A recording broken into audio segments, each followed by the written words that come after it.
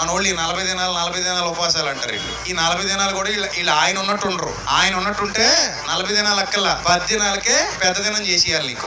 ఆయనలాగా ఉంటే నువ్వు ఆయనలాగా ఉండలేవు. అందుకే ఆయనతో పోల్చుకోవద్దని చెప్తాను నేను. ఆయన కంప్లీట్ వదిలేశాడు. ఏం వదిలేశాడు? నీళ్లు వదిలేశాడు, నిద్ర వదిలేశాడు, ఆహారం వదిలేశాడు. మనం ఆ 3 వదిలేసాం అనుకోండి, ప్రాణం వదిలేద్ది. ఇది నిజం.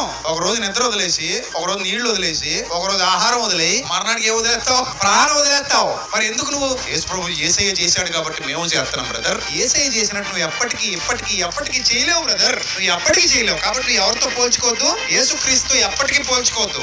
ఆయన 40 days కంప్లీట్ నీళ్లు వదిలేశాడు, కంప్లీట్ భోజనం వదిలేశాడు, కంప్లీట్ నిద్ర వదిలేశాడు. అలా 40 దినాల పాటు సాతాను చేత అరణ్యంలో శోధింపబడ్డాడు. అరణ్యంలో గుళ్ళో కాదు. గుళ్ళోకి వచ్చి కూర్చొని ఈరోజు ఉపవాసం బ్రదర్. ఏం ఉపవాసం చేస్తారు? నిజాలు చెప్పండి. పొద్దునే ఏం తినకుండా చచ్చికొస్తారా? ఓ టీ వేస్తారు. కొంతమంది అయితే ఏ క్యారెట్ బీట్రూట్ జ్యూస్ కొడతారు, లేకపోతే